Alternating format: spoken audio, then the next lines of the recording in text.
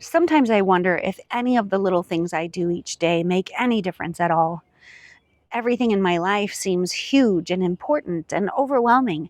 So if I stop to think about it, I get discouraged and I start to feel buried under the weight of responsibility and indecision, and I'm just unable to see a way forward.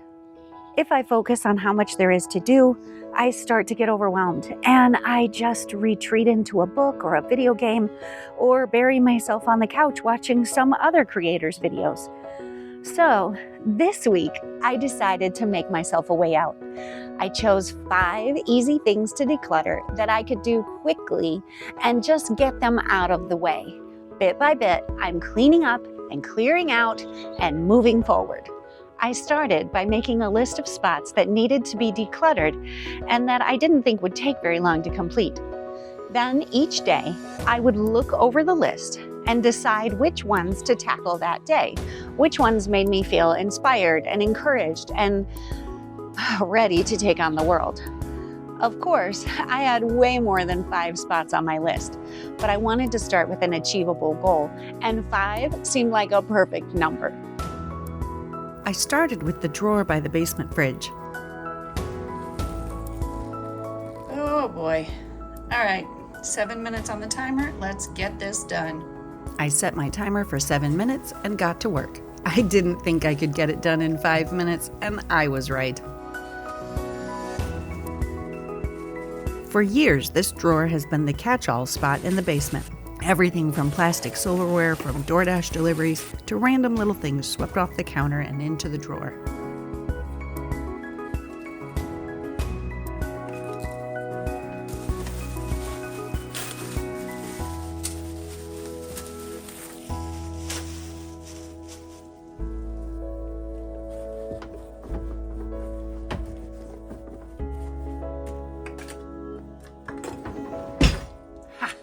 Done.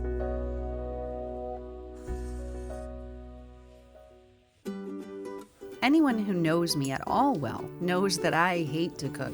I want to love it. I try to love it. And I know that it's a necessary survival skill for my family, but I've just never really enjoyed it. My collection of random cookbooks was starting to get on my nerves with how messy it was, so adding it to my list of easy spots to declutter was a no-brainer. My younger daughter loves to cook and my older daughter loves to bake, so they have their own collection of cookbooks shoved into the cabinet as well. I started by pulling everything out, saving the cookbooks I use all the time like my scrapbook of family recipes, adding the cookbooks that I never use to my donations pile, and cleaning the shelves.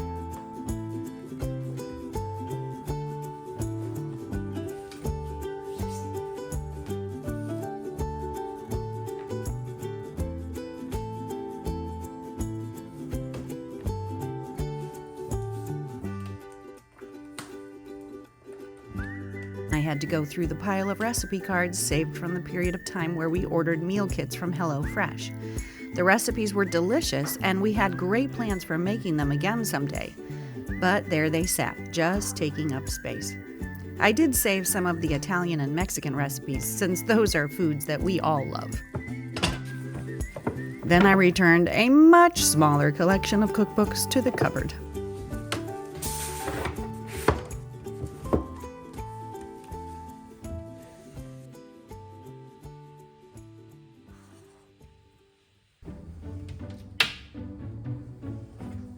Next, I tackled the mugs that were beginning to take over my cabinets. We all receive mugs as gifts or pick up free mugs at events we go to, so every so often I have to go through the mug cabinet and eliminate a bunch of them. Back when I was a classroom teacher, my collection was way larger than this, but I was horrified to discover that the mug army had started to take over a second cabinet. Each family member selected 2 mugs that they treasured and wanted to keep. Then I added a couple of extras that were special just in case we were offering coffee or hot cocoa to company. I'm proud to say that I filled a whole box with mugs to be donated, and we're down to half a shelf of mugs to keep.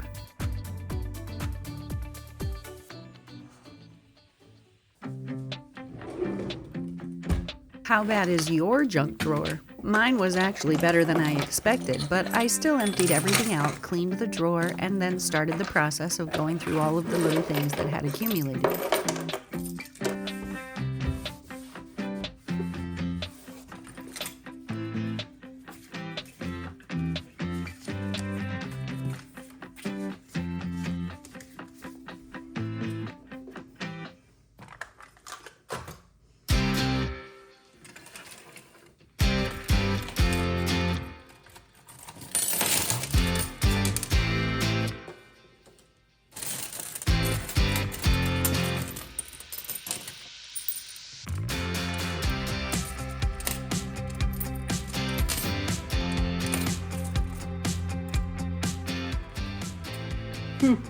I have no idea what this stuff is.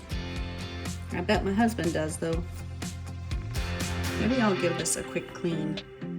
That's better. Not perfect, but better.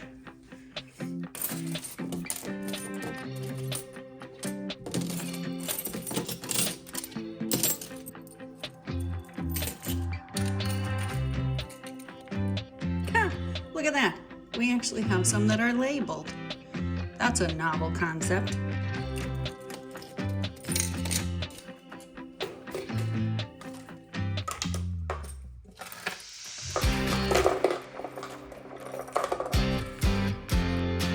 I think it took me longer to find a little box to hold the random small bits than it did to actually clean out the drawer.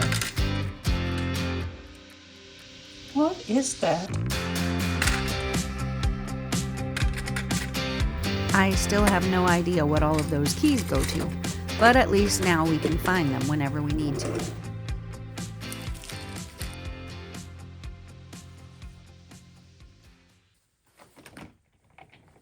The last area I tackled was the rat's nest of cords and cables under my computer desk. I was getting tired of getting my feet tangled up in the cords, so a bit of cable management was required.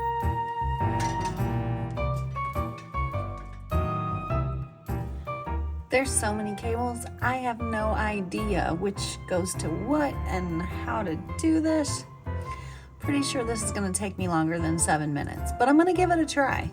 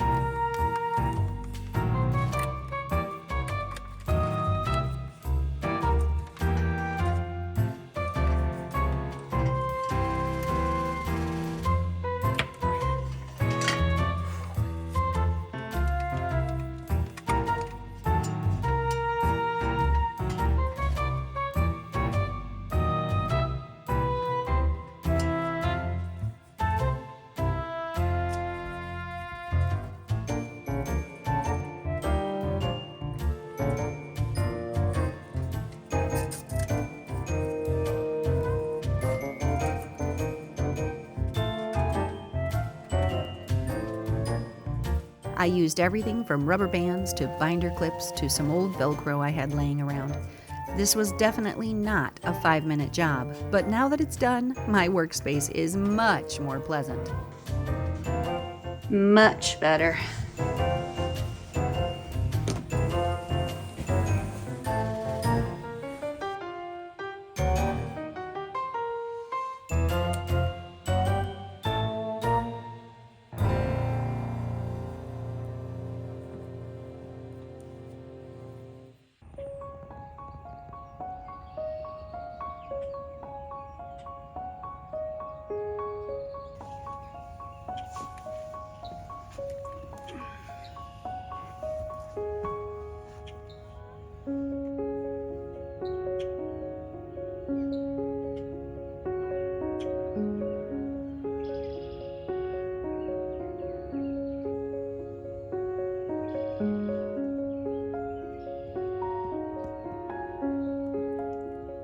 Last but not least, I decided to take a few minutes to declutter my mind and heart as well.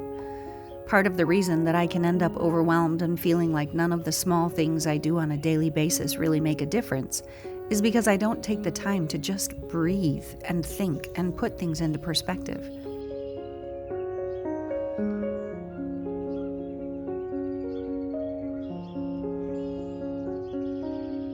Sitting out here on my deck, breathing in the peace and beauty of nature, listening to the birds sing and speaking to God and listening to what He has to say is giving me time to think about how the little things that I do every day really impact those around me and the ones that I love. Yes, raising daughters to be pure and strong and beautiful on the inside can seem like an impossible task in this cesspool of a culture that we live in today. But I know that the time that we spend together in conversation about their day and the world around them, while I'm driving them hither, there, and yon, is valuable, and it will have an impact on their hearts and minds. Yes, it can seem like maintaining a stable and loving and long-term marriage is impossible in this culture today.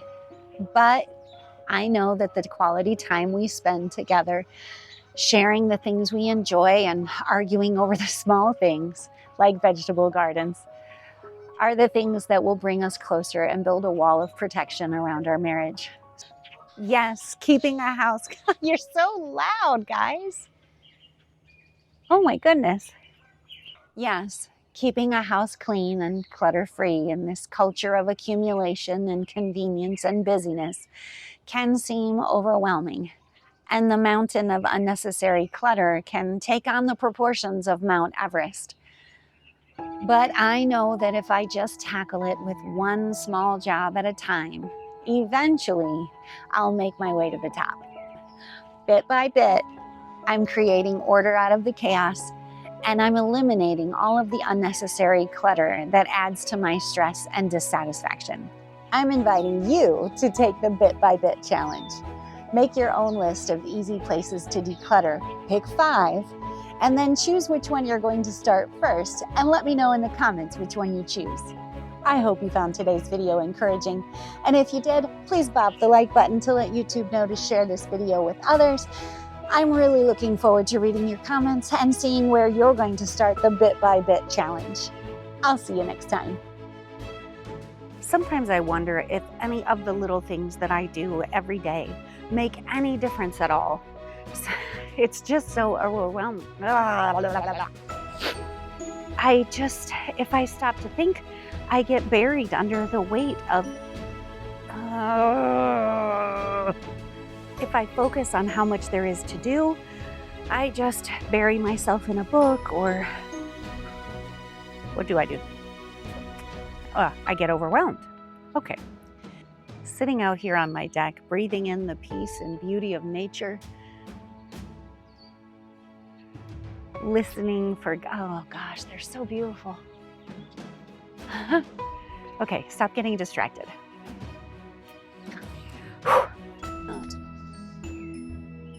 Okay, now it's on. This is so frustrating today. Okay, here we go. Yes, it seems like raising daughters to be pure and... Yes, it seems like raising daughters to be pure and strong and... Okay. Yes, it seems like raising daughters... Okay. Yes, it seems like raising...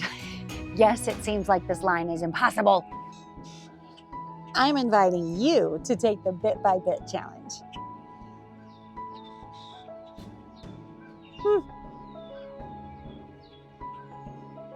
Interesting. I can't wait to read your comments. Oh my gosh. They're having a war. That was amazing. Okay. I can't wait to see your comments, and I can't wait to see your comments and find out where you're going to start first. I'll see you next time.